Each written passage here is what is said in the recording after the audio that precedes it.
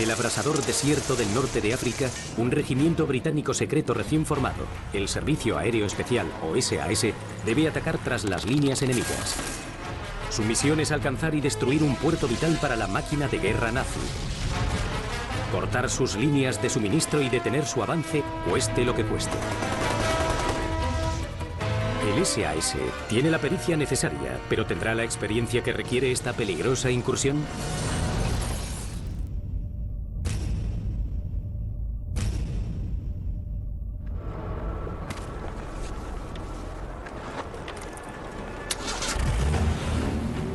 Los hombres del destacamento L del SAS, junto con sus conductores y 2 miembros de la sección especial de embarcaciones, partieron de su base avanzada de operaciones. Ya se han adentrado mucho en territorio enemigo, pero les espera un viaje de 6 días hasta su objetivo. Se dirigen al puerto de Burak, en la costa libia del Mediterráneo. Es una de sus misiones más importantes hasta la fecha: infiltrarse en el puerto y destruir los vitales suministros de combustible de Rommel, el alma de la campaña alemana en el desierto. El SAS conoce el desierto. El convoy ha de reparar en plena noche los inevitables pinchazos y averías que ralentizan el avance de la unidad. Se trata de un entorno árido e implacable, pero todos los hombres van armados y vestidos para esas duras condiciones. El uniforme del SAS no es en absoluto convencional y se basa en combinar y mezclar prendas diversas. Cada hombre lleva una camisa beige y pantalones largos o cortos. El turbante árabe les protege la cabeza del sol y el polvo. De su cintura cuelgan una pistola en su funda y un cuchillo de combate Fairbairn Sykes. El cuchillo Fairbairn Sykes es el arma típica de los comandos de las fuerzas especiales. La hoja estaba hecha de acero con un alto porcentaje de carbono. Tenía doble filo y la huella de un pulgar para un mejor agarre. El mango era de piel y tenía un pomo afilado en su base capaz de romper cráneos. Era un cuchillo delgado, diseñado para penetrar profundamente en la caja torácica y sacarlo sin tener ningún problema. Mientras el SAS se adentra aún más en territorio enemigo, pueden oír a lo lejos el ruido de los aviones alemanes e italianos peinando el desierto. Saben que el enemigo no tardará en ir en su busca.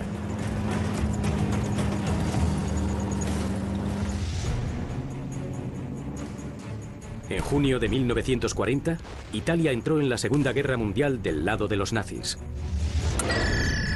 Querían conquistar el protectorado británico de Egipto y tomar el control del Canal de Suez, un punto estratégico crucial. En esta etapa de la guerra, el Imperio Británico se enfrenta prácticamente solo a sus enemigos, y el Canal de Suez es una arteria vital que une Gran Bretaña con sus dominios de ultramar. Las claves de la batalla por el norte de África eran el petróleo y los recursos naturales. Para los alemanes, tomar el Canal de Suez significaba acceder al petróleo de Oriente Próximo e impedir a los británicos acceder a recursos vitales procedentes de Asia. El petróleo era vital para los británicos. El ejército se mecanizaba cada vez más, la fuerza aérea necesitaba gasolina para sus aviones y la marina petróleo para sus buques. En el invierno de 1940, los británicos lanzan un ataque apoyados por tropas francesas, australianas, indias y de la Francia no ocupada.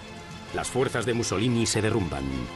Sorprendido por la caída de sus aliados, Hitler envía al brillante general Erwin Rommel para que lidere un contraataque devastador del Afrika Korps alemán. En 1942 ya han obligado al ejército británico y de la Commonwealth a retirarse a posiciones defensivas a lo largo de la llamada Línea Gazala.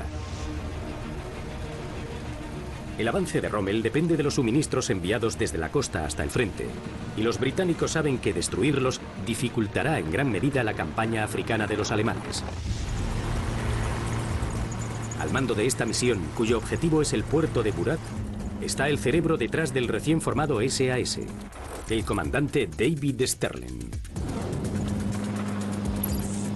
Muy pocos soldados del ejército británico tendrán alguna vez una oportunidad como esta. La intención del comandante Sterling era crear una unidad que pudiese luchar tras las líneas enemigas con un apoyo mínimo pero causando un efecto devastador. Creía que un pequeño grupo de hombres con gran capacidad de entrega y muy bien adiestrados podría sembrar el caos entre los alemanes. El comandante Sterling considera al destacamento L la mejor opción de los británicos para detener al Afrika Korps alemán. Uno de los primeros miembros del SAS y segundo de Sterling es el subteniente estadounidense Pat Riley. Fui a recoger unas raciones y oí una conversación sobre el adiestramiento de un destacamento de hombres dispuestos a todo en Egipto. Siempre en busca de acción, Riley se prestó voluntario para el nuevo SAS y no tardó en presentarse en su sede de Cabrit. Riley y el SAS reciben información sobre su próximo objetivo, el puerto de Burat en la costa de Libia. Era el punto principal de suministro del Afrika Korps. Sus depósitos de combustible y los buques atracados podían y debían ser destruidos. El SAS colaboraría con 2 miembros de sección especial de embarcaciones durante el asalto. Su convoy debe atravesar el territorio enemigo por la noche para alcanzar su objetivo, el puerto de Burat, evitando ser detectados por las patrullas de aviones enemigos. Una vez alcanzado el punto de encuentro a 100 kilómetros de Burat, la noche del 23 de enero, todos los hombres deberán utilizar un único vehículo. Recorrerán los últimos 80 kilómetros por carretera antes de lanzar su ataque a medianoche. Formarán 3 equipos para entrar en el puerto a pie. Los hombres de la sección especial de embarcaciones pondrán explosivos de efecto retardado en todos los buques, mientras los 2 equipos del SAS se llevan camiones con cargas de vital importancia, combustible y alimento. Tienen 2 horas para completar la misión y escapar antes de que los explosivos se activen a las 2:30 de la madrugada. Tras destruir la fuente de suministro, vital para los alemanes, deben reagruparse y evitar cualquier represalia del enemigo. Después tienen que regresar a sus vehículos e intentar volver a territorio aliado.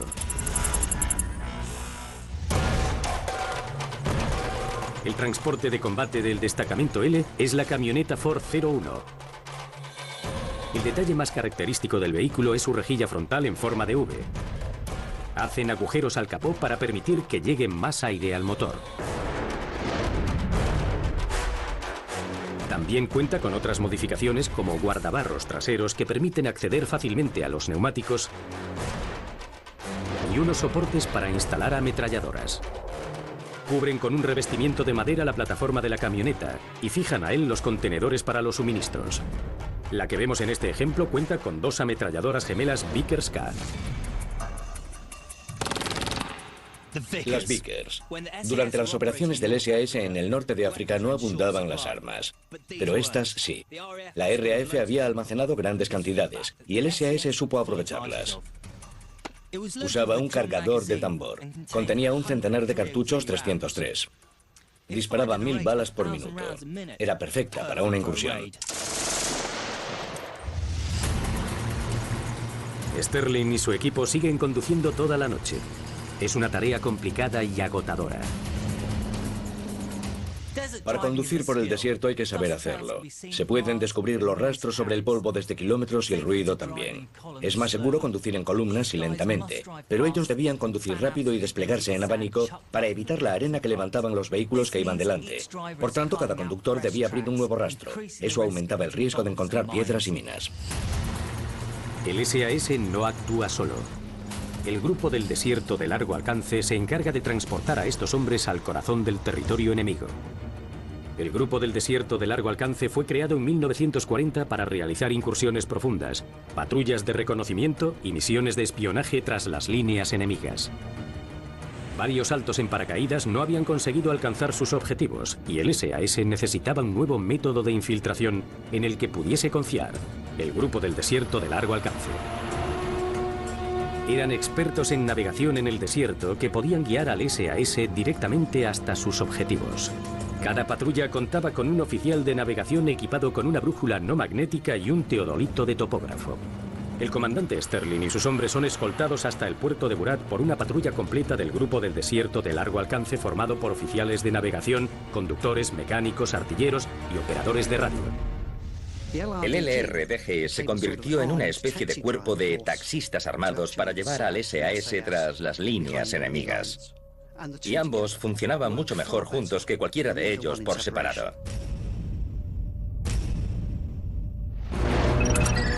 Tras 6 días de viaje, el destacamento L está a 320 kilómetros de su objetivo. Hasta ahora todo va bien, pero el comandante Sterling aún debe recibir las fotografías de reconocimiento aéreo que muestren la distribución del puerto de Burat y la ubicación exacta de los buques y los camiones de combustible que pretenden destruir. En cuanto amanece, los hombres descienden las escarpadas laderas del cauce seco del río Tamit para evitar que el enemigo los descubra durante el día. Todo va según lo planeado. Pero el desarrollo de una misión de este tipo puede cambiar en un instante. El desierto puede ser tu mejor amigo o tu peor enemigo. Es un campo de batalla muy limpio. No hay civiles ni zonas urbanizadas. La cara negativa es que no puedes ocultarte de tu enemigo. En cuanto quedas expuesto, estás muerto. Un avión de reconocimiento italiano que realiza una patrulla de rutina descubre el campamento del SAS. Pocos minutos después, un escuadrón de aviones enemigos se dirige a interceptarlos.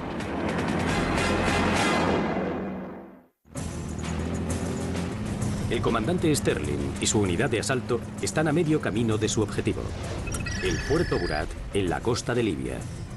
Pero su misión para interrumpir unos suministros de cargamentos y combustible vitales para el general Erwin Rommel ya corre peligro. El SAS ha sido descubierto por el enemigo y está a punto de ser atacado por un escuadrón de aviones italianos.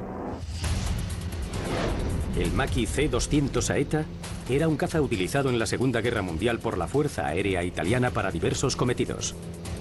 La maniobrabilidad del MC-200 era excelente y su estabilidad en descensos a gran velocidad era excepcional, pero su potencia y armamento eran inferiores a los de un caza moderno.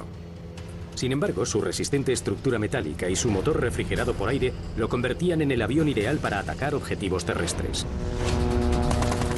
6 cazas sobrevuelan en ambos sentidos el cauce seco, bombardeando y ametrallando al SAS durante más de una hora. El destacamento L tiene pocas opciones para refugiarse. Sus miembros son un objetivo inmóvil en la amplitud del desierto.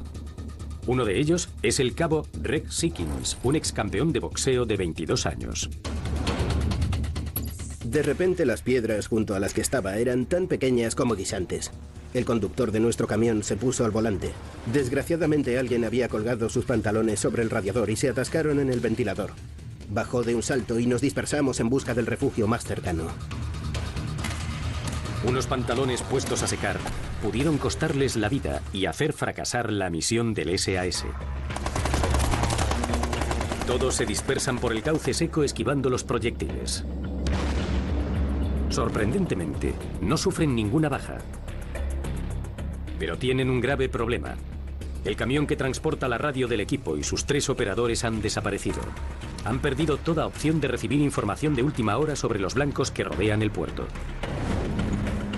El SAS tendrá que buscar los depósitos de combustible sin información fiable. Pese a este contratiempo, el comandante Sterling insiste en continuar hacia el principal punto de encuentro cerca de Burat. Tendremos que reorganizarnos un poco. En Burat nos esperan muchos objetivos.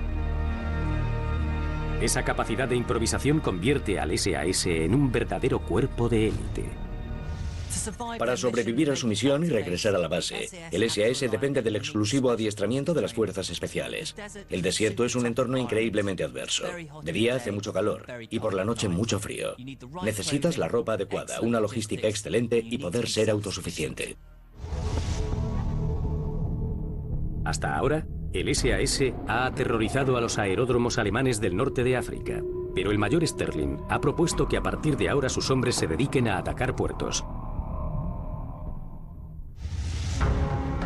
Su riguroso adiestramiento hace que el SAS sea una unidad perfecta para esas nuevas misiones. El comandante Sterling encargó a uno de sus mejores hombres, Jock Lewis, que preparase a los demás. Puse a Jock al frente del adiestramiento. Era sin duda el mejor oficial de adiestramiento en la región del Oriente Próximo. improvisó técnicas de todo tipo que se convirtieron en la base de los métodos de evaluación actuales para el adiestramiento en el SAS. Las condiciones del desierto hacían que el entrenamiento fuese terrible. El adiestramiento de los paracaidistas incluía saltos desde altas torres de andamios y desde la compuerta trasera de una camioneta Bedford de 600 kilos que avanzaba por la arena a 50 kilómetros por hora. Su adiestramiento se basaba en el armamento, la orientación, los explosivos y una gran resistencia física. Las marchas forzadas nocturnas se convertían en maratones de hasta 50 kilómetros cargando con su pesado equipo. Simulábamos las condiciones nocturnas. Si adiestras a tus hombres en la oscuridad, pueden llegar a descubrir sus errores a su debido tiempo o incluso no llegar a descubrirlos. Pero si simulas la oscuridad durante el día vendándoles los ojos, tus compañeros pueden mirar y ver lo que estás haciendo, ver tus defectos y corregirlos. Así es como Jock Lewis realizaba el adiestramiento y por eso era tan bueno. El SAS fue creado en 1941 y Sterling escogió cuidadosamente a todos los hombres que pertenecían a su cuerpo de élite. Uno de los reclutas, el más joven de todos, es el cabo Johnny Cooper, de 17 años. Un día estábamos en una trinchera y de repente un ayudante envió un mensaje diciendo que el teniente Sterling quería verme. Me presenté allí sin pensar que sabía mi nombre. ¿Algún voluntario para la unidad especial en la que quizá hubiese que saltar en paracaídas? Habló con todos, contesté que sí, y eso fue todo.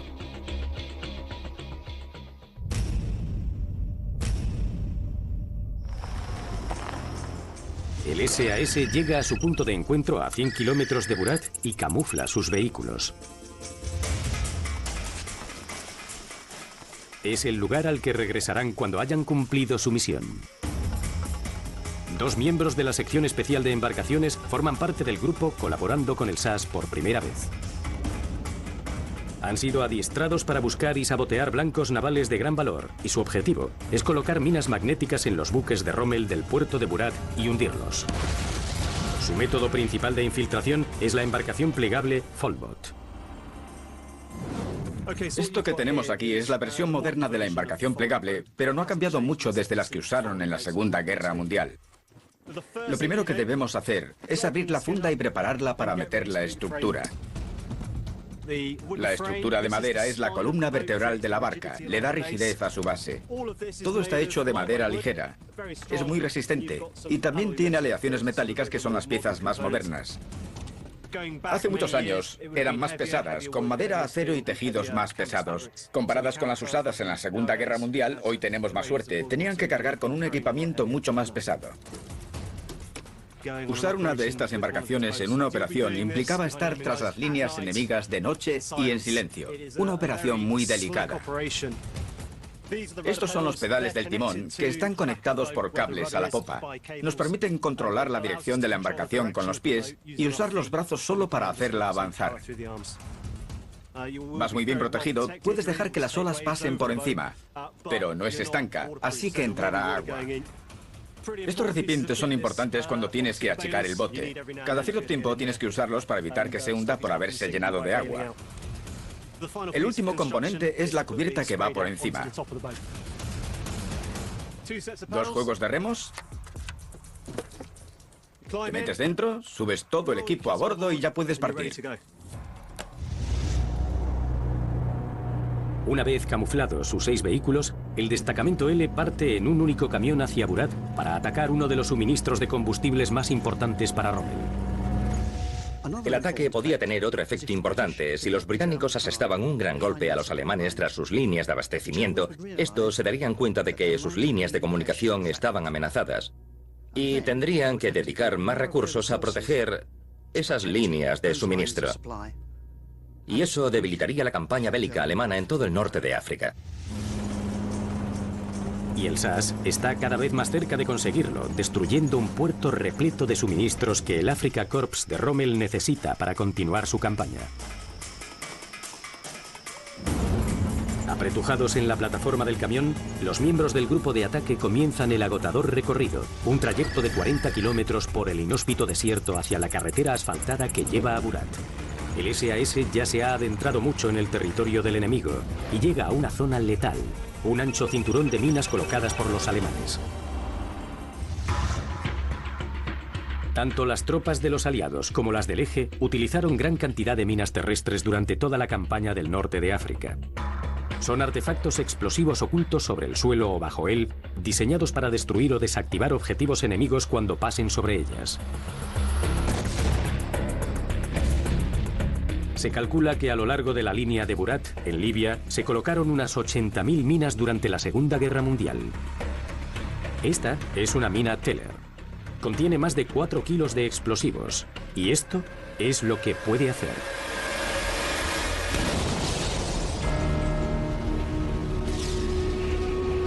Algo que podría ocurrirle al SAS en cualquier momento.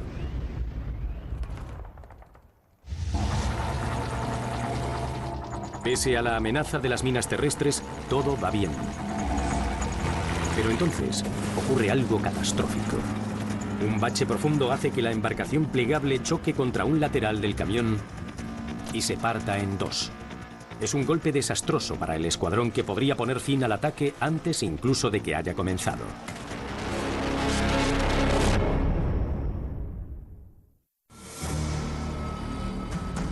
El equipo del SAS está a solo 20 kilómetros de su objetivo, el puerto de Burat, en la costa de Libia, vital para Erwin Rommel. Pero la misión de destruir los barcos de suministro anclados en el puerto corre peligro. Han perdido justo lo que necesitaban para realizarla, su embarcación plegable Folbot. El comandante Sterling debe trazar rápidamente un nuevo plan. Si no podemos destruir los buques, destruiremos las instalaciones portuarias. Son igual de importantes. Si el enemigo no puede descargar sus suministros, será como si los hubiésemos hundido. Sterling ordena a 2 hombres de la sección especial de embarcaciones que ataquen la emisora de radio de los alemanes situada a 3 kilómetros al otro extremo de Burat. Un golpe maestro que acabaría con un eslabón vital de la red de comunicaciones de Rommel. El puerto probablemente esté muy bien vigilado por los Afrika Korps y podrían llegar refuerzos rápidamente. Por todo el puerto hay nidos de ametralladora con la famosa MG-34. La MG-34 había sido utilizada desde la Guerra Civil Española. Los aliados la llamaban la Spandau.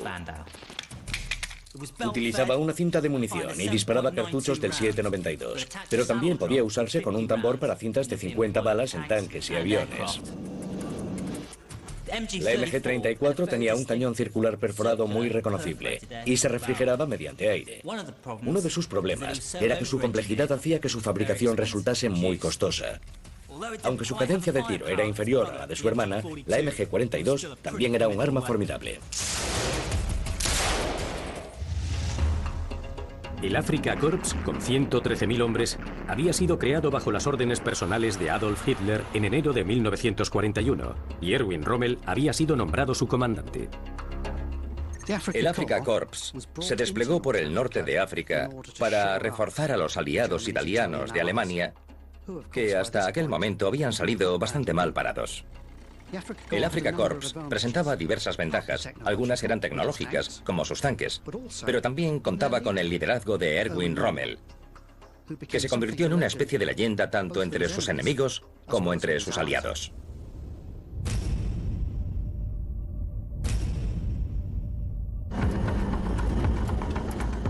La unidad de asalto está a 1,5 kilómetros de Burat. Preparan sus explosivos y detonadores para que se activen a las 2:30 de la madrugada, cuando se hayan alejado de la zona. Se dividen en 3 unidades de sabotaje, mientras el conductor espera junto al camión.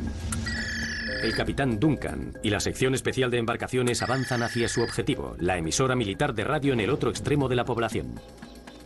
Los otros 2 grupos, liderados por el comandante Sterling y el subteniente Riley, se acercan al puerto desde lados opuestos. El comandante Sterling y sus hombres son los primeros en avanzar. El sigilo es crucial. Nadie debe usar un arma para evitar alertar a las fuerzas defensivas. Sin contacto por radio, cada uno de los grupos ha de actuar en solitario. Se acercan a sus objetivos y el puerto está a su merced. Durante su campaña en el norte de África, el Afrika Korps depende sobre todo del transporte marítimo para hacer llegar suministros vitales como combustible, agua, municiones y recambios desde Italia hasta el frente. Con el puerto de Bengasi en poder de los aliados, la información conseguida sugiere que el puerto de Burat no solo está siendo utilizado como punto de reabastecimiento de combustible, sino también como uno de los principales puntos de almacenamiento de Rommel. El éxito de un ataque a un puerto de suministro de tanta importancia sería desastroso para la campaña del desierto del Afrika Korps, para el SAS un objetivo crucial. El puerto en Burat está en pleno territorio enemigo y es donde atracan los petroleros para descargar el combustible, crucial para la actividad del Afrika Korps de Rommel. Para los nazis, Burat es un cuello de botella, donde los petroleros del Mediterráneo descargan el combustible en los vehículos que después lo llevarán hasta la línea del frente.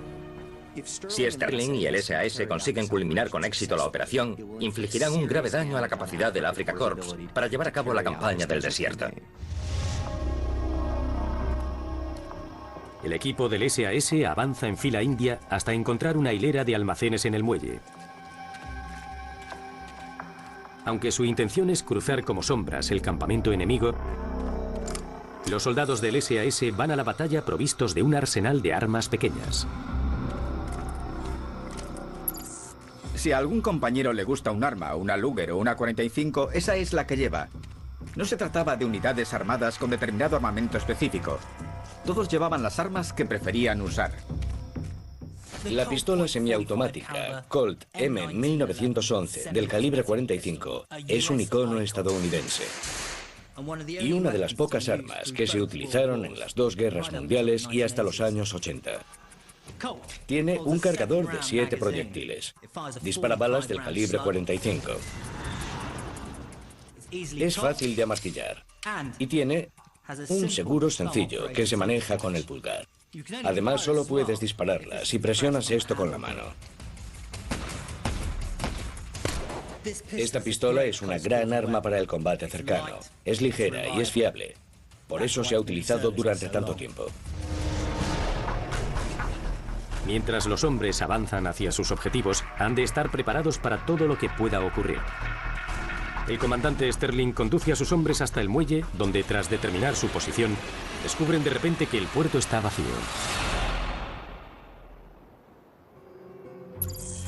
La zona del puerto estaba desierta, pero no había barcos.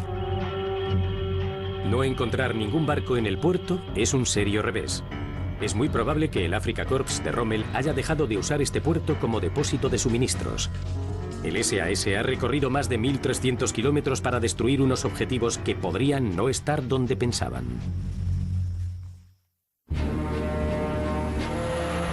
El escuadrón de demolición del SAS, al mando del comandante Sterling, ha sobrevivido a un intenso ataque de la aviación enemiga y su única embarcación ha quedado inutilizada. Pero tras conseguir llegar a su objetivo, el puerto de Burat, utilizado por el Eje, descubren que el muelle está vacío.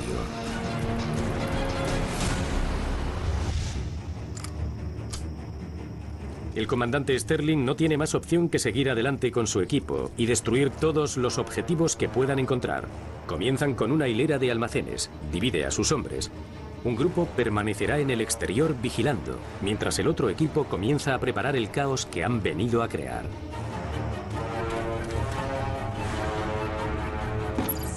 Plantamos nuestras bombas en los almacenes. Parecía que los centinelas se habían dormido. A veces tropezábamos con algún compañero en la oscuridad. El inventor de la ingeniosa bomba de fabricación casera del SAS era uno de los padres fundadores de la unidad, Jock Lewis. ¡Y qué gran bomba! Hemos pedido a un experto en explosivos que nos prepare una reconstrucción exacta de la bomba Lewis. Vamos a intentar replicar una bomba Lewis. Después la probaremos en un coche y veremos cuáles son los resultados. Según nuestras investigaciones, la bomba original debía de pesar aproximadamente medio kilo una vez terminada.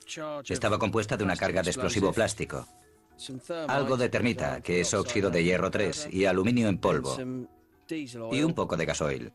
Añadimos el detonador y la colocamos en el coche. Vamos a utilizar un coche actual con reputación de ser indestructible para demostrar la potencia de una de las pequeñas bombas caseras de Lewis.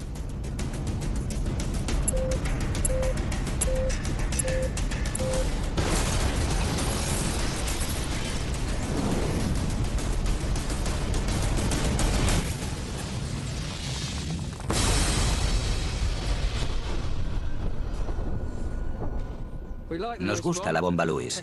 Ha demostrado ser muy eficaz. Y eso que no contenía una gran cantidad de explosivo. La bola de fuego que ha creado ha sido grande, más de la que puede explicar la cantidad de gasoil que he puesto. Creo que ha sido una buena improvisación.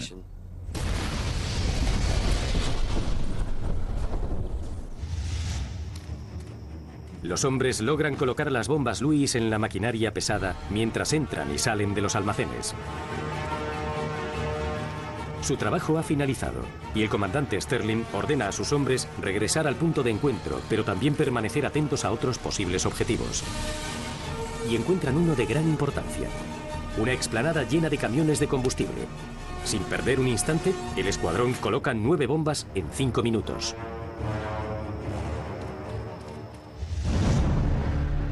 Hemos detonado 20 litros de gasoil para demostrar la destrucción causada por aquellos ataques.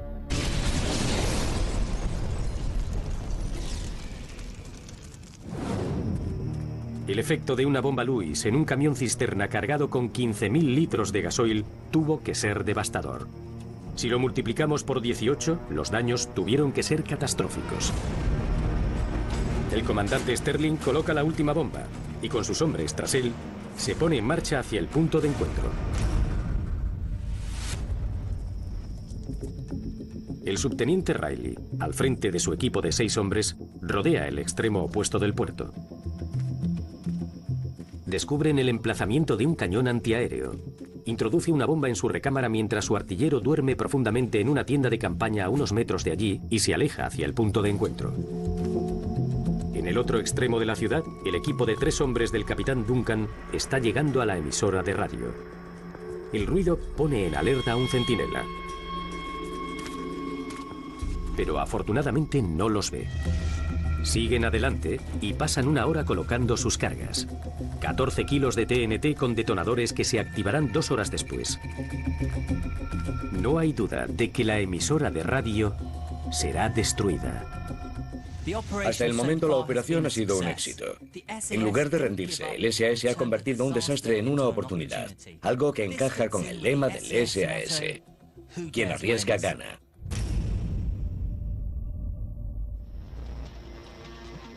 Todavía disponen de 15 minutos hasta la hora del encuentro. El comandante Sterling conduce a Cooper y a Seekins hasta un aparcamiento. No encuentran en él camiones de combustible, pero sí 12 vehículos de suministro. Sterling coloca en cada uno una bomba Lewis con un detonador de retardo. 5 minutos después, vuelven a perderse en la noche.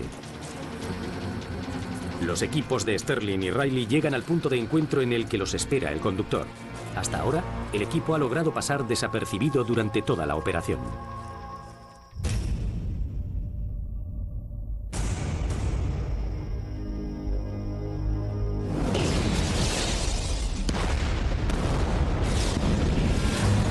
Mientras se alejan de Burat, Sterling cree haber asestado un buen golpe. El puerto quedará inutilizado durante muchas semanas. Pero para que la operación sea un éxito total, el capitán Duncan debe conseguir destruir el centro de transmisión de radio. El comandante Sterling no sabrá el resultado de la misión de Duncan hasta que se reúna con la sección especial de embarcaciones al día siguiente. El equipo del SAS consigue regresar al punto de encuentro principal sin sufrir ningún daño. Ahora deben pasar el resto de la noche ocultos.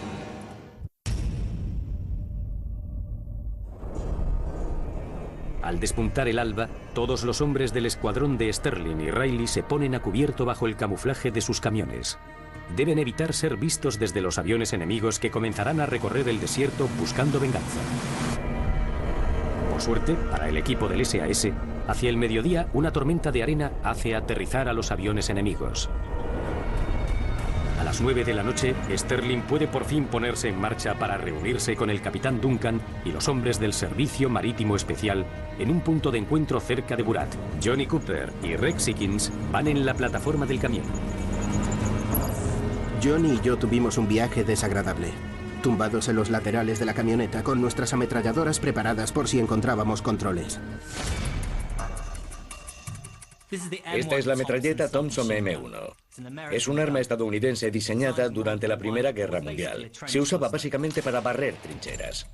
Probablemente la hayáis visto en las películas de gángsteres de Hollywood. La llamaban el arma de los gángsteres. En esas películas llevan un gran cargador de tambor. Esos cargadores llevaban entre 50 y 100 balas. El problema era que las balas se atascaban a menudo. Y no tiene sentido llevar al campo de batalla un arma que se atasca. Por eso cambiaron el tambor por este cargador. Dispara balas del calibre 45. No tiene demasiado alcance, pero es perfecta para el combate cercano. Cumple su función. Causa víctimas. Es sólida y tranquilizadoramente pesada, y cuando la sujetas eres consciente de llevar un arma.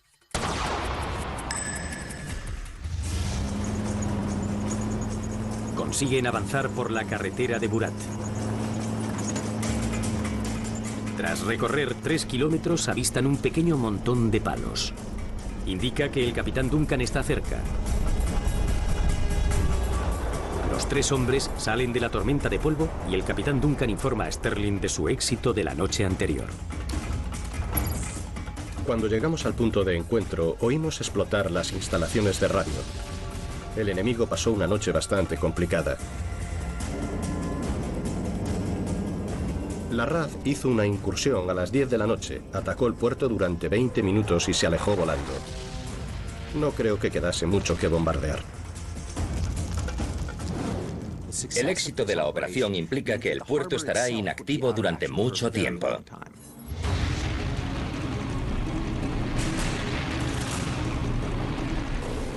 El enemigo está reagrupando sus fuerzas.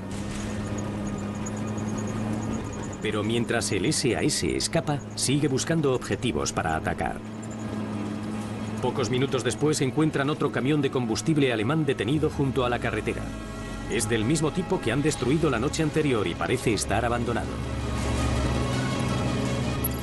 Sería imperdonable dejar pasar la oportunidad, y además la noche es fría y siempre es agradable calentarse las manos. Colocan la bomba en el tanque de combustible y esperan. Pero no ocurre nada. El comandante Sterling regresa al camión para ver qué ha ido mal. En cuanto recoge la bomba, el detonador se activa. El equipo del SAS ha conseguido colocar sus bombas en todos los objetivos importantes que ha podido encontrar en el puerto de Burat. Pero su misión aún no ha terminado.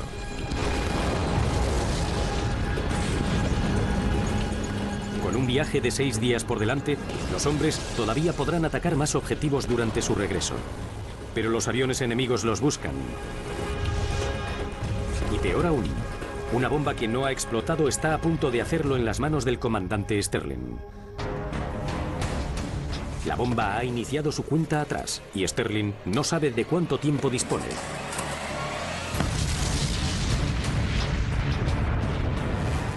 Aunque ha estado a punto de morir, Sterling coloca otra bomba con un detonador de 10 segundos en el camión de combustible. Esta vez todo sale según lo planeado y el camión de combustible alemán parece fundirse entre las llamas.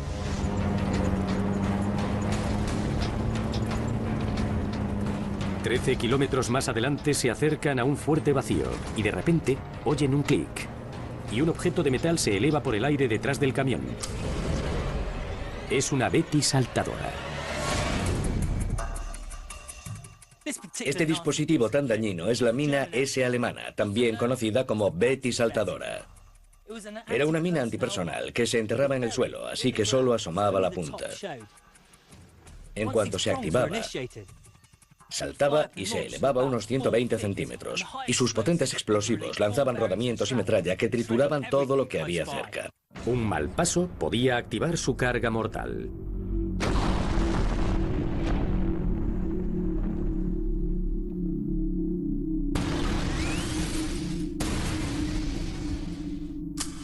Y sobre aquella había pasado una camioneta Ford de 720 kilos repleta de hombres.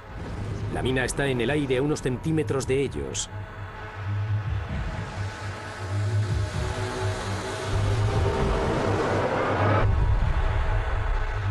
Pero no detona.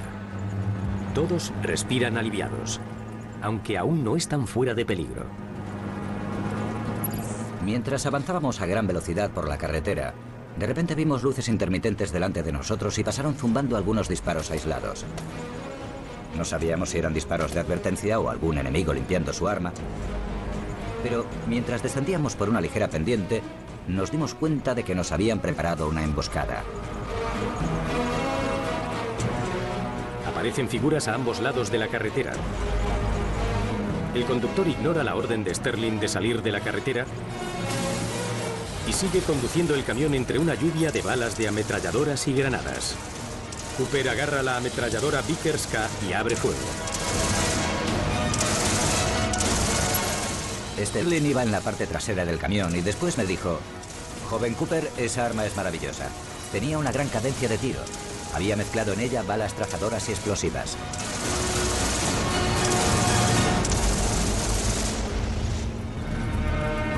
Milagrosamente, los hombres escapan ilesos del ataque y consiguen regresar a su base en Yalo.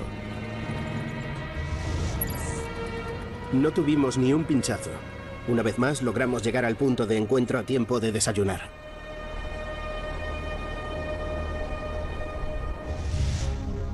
Durante su primera incursión contra el suministro de combustible en el puerto libio de Burat, Sterling consiguió destruir 18 camiones cisterna de vital importancia, 4 camiones de alimentos y otros objetivos de gran valor. A su regreso, Sterling no tardó en descubrir por qué el puerto de Burat estaba tan vacío. Rommel había reconquistado Bengasi y sus buques habían podido volver a atracar en ese importante puerto libio. Burat fue una pieza esencial de la guerra durante un tiempo, pero tras el ataque del SAS ya no podía cumplir una función importante para Rommel y el Afrika Korps. La incursión también se convirtió en el modelo de las incursiones del SAS durante los meses siguientes. La próxima misión de Sterling sería penetrar en el puerto de Bengasi y dañar la ruta de suministro que Rommel había establecido. Pese a los reveses iniciales, fue una incursión de sabotaje ejemplar. El SAS logró ocultarse de día y de noche y abrirse paso hasta el puerto de Burat. Consiguieron entrar y salir del territorio ocupado por el enemigo sin sufrir ninguna baja. Conservar el elemento sorpresa durante toda la incursión. Colocar bombas en todos los vehículos que encontraron y no dejar intacto ningún objetivo. La guerra de guerrillas no ha hecho más que empezar. No hay duda de que el comandante David Sterling fue el pionero de algo grande. El SAS marcó un hito en la campaña británica del desierto y en última instancia ayudó a cambiar el rumbo de la guerra contra las fuerzas del eje. Aunque el SAS empezó como una pequeña unidad del desierto en la Segunda Guerra Mundial, a partir de entonces se ganó una reputación mundial en todos los campos de las operaciones especiales. La derrota del Afrika Korps se inició en noviembre de 1942 con la invasión conjunta de los británicos y los estadounidenses del África del Norte francesa. Su nombre en clave fue Operación Antorcha. Una serie de desembarcos anfibios hizo que el ejército de Rommel tuviese que retirarse rápidamente y en mayo de 1943 la fuerza del avance de 2 ejércitos aliados detuvo al Afrika Korps y lo obligó a rendirse. Pero fue el temerario trabajo del SAS tras las líneas enemigas lo que ayudó a debilitar las fuerzas del eje y a acelerar su derrota. Hacia el final de la guerra en el norte de África, el SAS había destruido más de 320 de los aviones de Rommel y debilitado muchos de sus puertos vitales de transporte y suministro. Las operaciones ofensivas del SAS terminaron por costarle la libertad al comandante David Sterling. Fue capturado por los alemanes en enero de 1943. Tras 4 intentos de fuga, fue trasladado al famoso castillo de Colditz, en el corazón de Alemania, donde pasó el resto de la guerra. Sterling fue condecorado con la Orden del Servicio Distinguido por sus acciones durante la Segunda Guerra Mundial y en 1990 fue nombrado caballero. El subteniente Pat Riley fue condecorado con la Medalla de Conducta Distinguida por su servicio en el norte de África. Riley fue ascendido a capitán en 1943 y combatió con su regimiento en Italia antes de regresar a Escocia y terminar retirándose en Sussex. Por sus actos de valentía en el norte de África, los cabos Rex Sickins y Johnny Cooper fueron condecorados con la Medalla de Conducta Distinguida. Ambos combatirían después en el frente occidental, por lo que Sickins sería condecorado con la Medalla Militar y Cooper con la Orden del Imperio Británico. En la actualidad, el SAS sigue siendo una de las unidades de fuerzas especiales más legendarias del mundo. La improvisación en el fragor de la batalla y su capacidad para recurrir a tácticas militares no convencionales era y sigue siendo la clave del éxito de esta unidad. Aquella misión fue una incursión clásica del SAS digna de su lema: quien arriesga, gana.